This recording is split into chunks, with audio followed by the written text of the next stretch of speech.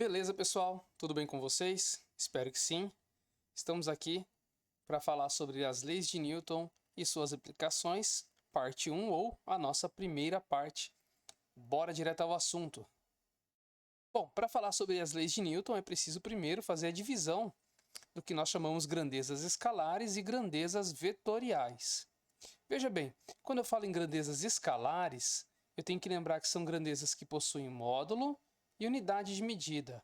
Mas, professor, o que é módulo? Módulo nada mais é do que um numeral. Um número qualquer.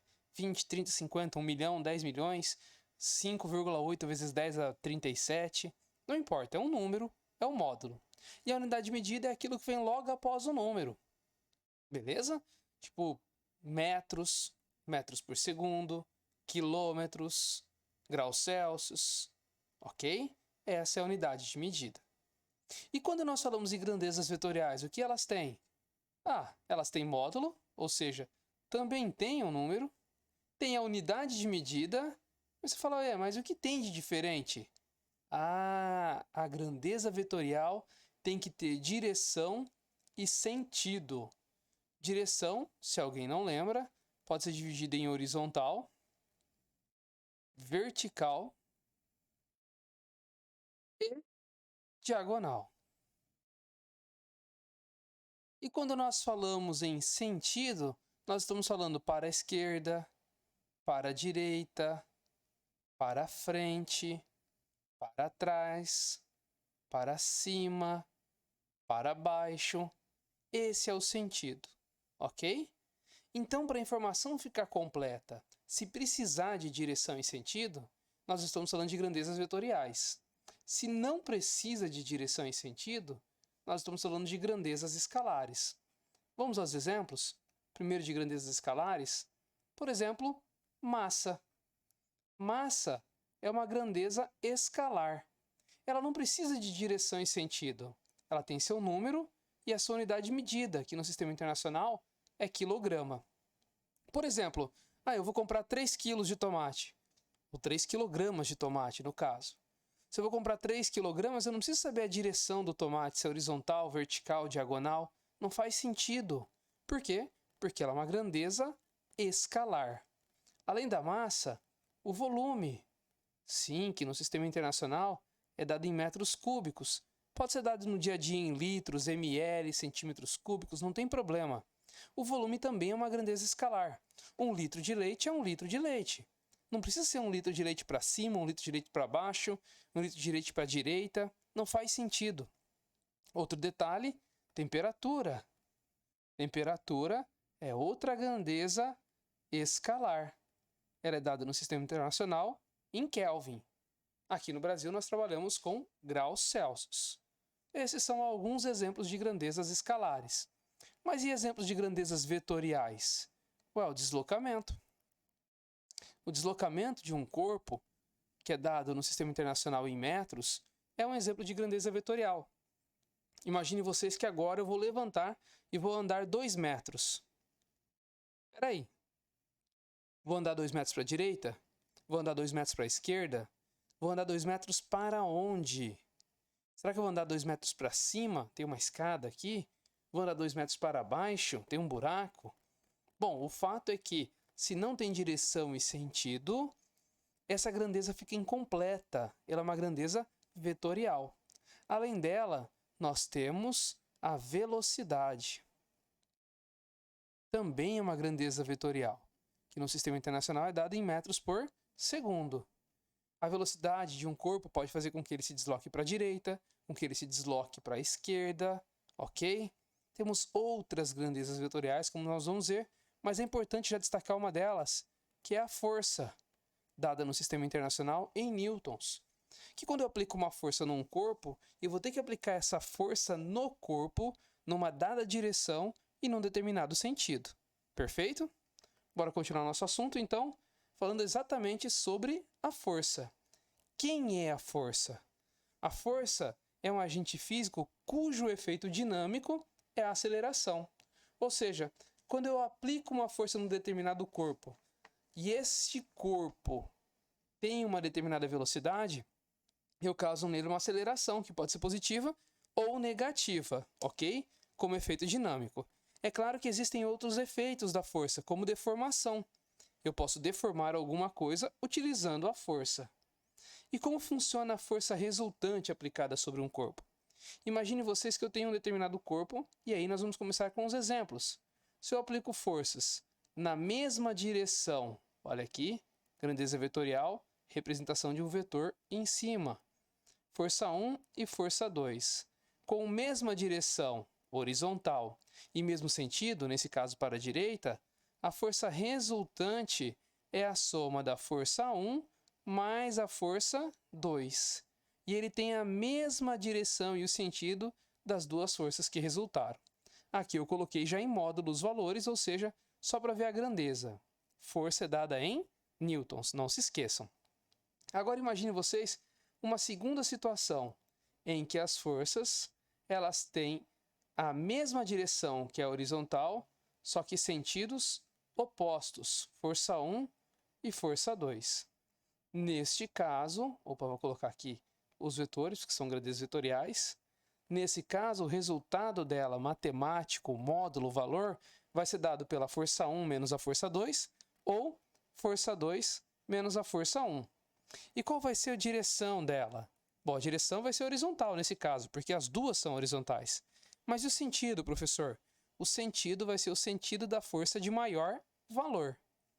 Além disso, vamos lá, com relação à força resultante, imagine vocês que eu possa ter então um outro caso em que uma das forças está na horizontal e a outra força está na vertical, como força 1 e força 2. Vou colocar o 2 aqui. Neste caso, pessoal, como formam entre si um ângulo de 90 graus, nós achamos o valor da força resultante por teorema de Pitágoras. A força resultante ao quadrado é igual a força 1 ao quadrado mais força 2 também ao quadrado. E para fechar o exemplo, imaginem vocês que eu tenha então a possibilidade de fazer com que esse corpo em si, antes de equilíbrio, de fazer com que este corpo em si esteja agindo por forças que não estão na mesma direção, não estão no mesmo sentido, mas formam um ângulo qualquer, alfa, beta, ou gama, ou teta, entre elas. O resultado matemático da força resultante vai ser dado pela força 1 ao quadrado, mais a força 2 ao quadrado, mais 2 vezes a força 1, vezes a força 2, vezes o cosseno do ângulo alfa entre essas duas forças.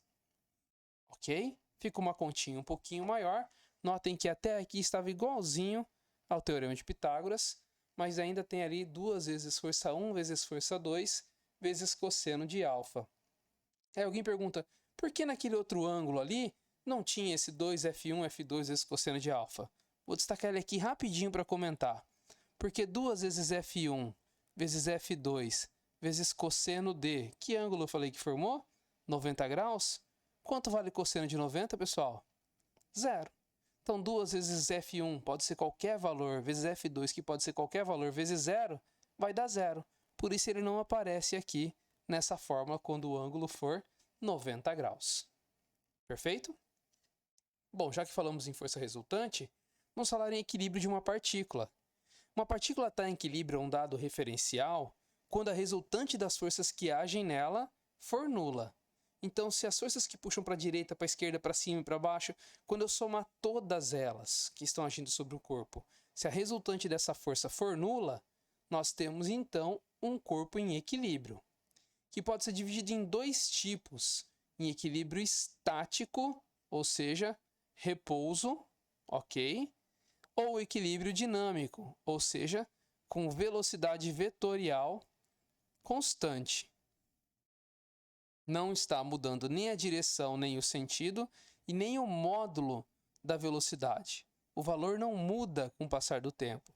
Neste caso, nós teremos um equilíbrio dinâmico da partícula. Perfeito? E se está em repouso, nós temos um equilíbrio estático. Lembrando que eu sempre tenho que fazer isso em relação a alguma coisa, ou seja, comparada a um referencial. O que é a inércia? A inércia é a tendência dos corpos de conservar sua velocidade vetorial. Aí você fala assim, mas professor, e quando estava em repouso? A velocidade vetorial era 0 em módulo.